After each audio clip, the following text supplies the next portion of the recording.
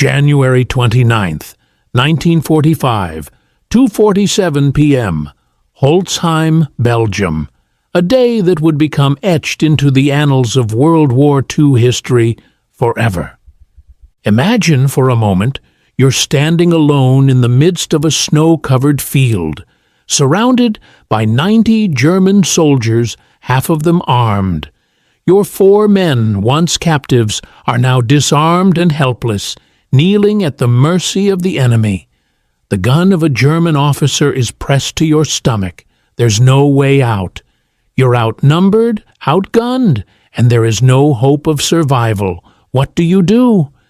Most people would surrender, but not First Sergeant Leonard Funk. What he did next would defy all logic, break the rules of survival, and become one of the most extraordinary acts of valor ever recorded in the history of warfare. In less than 1 minute, 21 Germans would be dead, and the rest would surrender. All of this happened because of one thing. Leonard Funk's laugh. What makes a person laugh in the face of certain death? And how does that laughter lead to the destruction of an entire enemy patrol? This is not just another heroic war story. This is a testament to the human spirit, courage, and the unpredictability of survival under fire. Today we take you through the incredible true story of First Sergeant Leonard Funk, a man who defied the odds and went on to become one of the most decorated heroes of World War II. But this story isn't just about guns and bullets. It's about mentality, strategy, and unshakable willpower. Stay with us as we explore the untold moments that changed the course of history in less than a minute. Leonard Funk was a man of modest stature, standing at 5 feet 5 inches and weighing only 140 pounds, a far cry from the towering figures of heroism we usually read about. Yet, he would go on to earn more combat decorations than many of his contemporaries. Born in 1916 in Braddock Township, Pennsylvania, Funk was raised in a steel town that was slowly grinding under the weight of the Great Depression.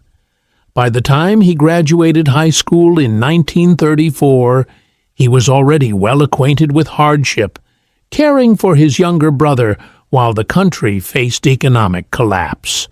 College was out of the question. Survival was the priority. In 1941, as the world teetered on the brink of total war, Funk's number was drawn for the military draft. But Leonard Funk wasn't content with the idea of desk duty. He volunteered for the paratroopers. At a time when airborne forces were still in their infancy, Funk chose the path that most would avoid, jumping out of a perfectly good plane and landing behind enemy lines to fight with little to no support. Funk's decision to join the paratroopers wasn't just about bravery. It was about the mentality. Airborne training was brutal. In those early days, the idea of jumping out of an aircraft and into combat was seen as madness. But Funk wasn't the kind of person to shy away from challenges. His training was grueling, designed to break even the toughest, and yet Funk endured.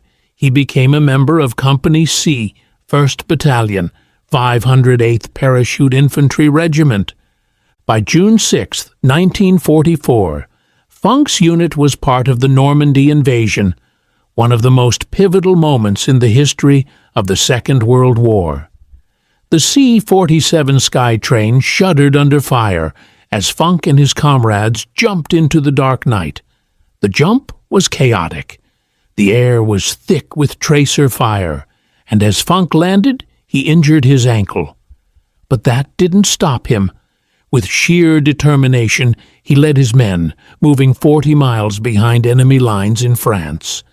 In those 10 days, Funk earned the Silver Star and a Bronze Star for his bravery. But this was only the beginning. Funk would soon prove his mettle in a way that would make history. By September 1944, Funk found himself in Holland for Operation Market Garden, a plan to capture key bridges in the Netherlands. The operation was ambitious, too ambitious. It would become known as the Bridge Too Far, and Funk would once again find himself in the thick of it. Funk's unit was tasked with taking out German anti-aircraft guns that threatened Allied gliders. In a daring and audacious attack, Funk and his men, outnumbered 7-1, stormed the German position. 20 Germans were killed, and 3 anti-aircraft guns were silenced. This earned Funk the Distinguished Service Cross, one of the highest awards for valor. But the real turning point for Funk came in December 1944, during the Battle of the Bulge. The Germans launched a surprise attack in the Ardennes, hoping to split the Allied forces. It was in this chaos that the Malmedy massacre occurred, a brutal execution of 84 American prisoners of war by the Waffen-SS. When Funk learned of this atrocity, it hardened him. He made a vow. He would never surrender to the Germans, no matter the odds. That vow would soon be put to the ultimate test. Fast forward to January 29, 1945. Funk's company was tasked with capturing the Belgian village of Holtzheim, but they were severely under strength. Funk, now acting company executive officer, took a group of men, many of whom had spent most of the war behind desks, and led them on a grueling march through deep snow and blizzard conditions. When they reached Holtzheim, Funk led them in clearing German positions, capturing prisoners without losing a single man. But as Funk was clearing the village, disaster struck. A German patrol ambushed the farmhouse where the prisoners were held. They freed the German soldiers, rearming them and preparing to attack Funk's company from behind. Funk, unaware of the danger, walked around a corner and found himself face to face with 90 armed Germans. A German officer shoved an MP-40 submachine gun into his stomach and demanded his surrender. The odds were insurmountable, but Funk, remembering Malmedy and the vow he made, did the unthinkable. He laughed. Why did he laugh? Was it to buy time, to confuse the enemy? Or was it simply the absurdity of the situation? No one knows for sure. But what is clear is that Funk's laugh threw the German officer into confusion. And in those precious seconds, Funk made his move. He pulled his Thompson submachine gun from his shoulder, opened fire, and killed the German officer in seconds. But he didn't stop. Funk unleashed a barrage of bullets, taking down 21 Germans in less than 45 seconds. He then shouted for his men to pick up weapons from the dead Germans, turning the tide of the battle. What was once certain, death became a stunning victory. The Germans surrendered, and Funk's name would forever be synonymous with courage and quick thinking. First Sergeant Leonard Funk's heroics at Holtzheim became the stuff of legend. A Medal of Honor recommendation was quickly approved, and Funk's actions were immortalized in military history. He received the Medal of Honor from President Truman, who said, "I would rather have this medal than be President of the United States." But Funk didn't seek fame. He didn't write a book or go on speaking tours. Instead, he returned to Pennsylvania, working for the Veterans Administration, helping fellow soldiers navigate the bureaucracy of post-war life. When Funk passed away in 1992, he was buried at Arlington National Cemetery. His story, while legendary, remains largely unknown to the wider public.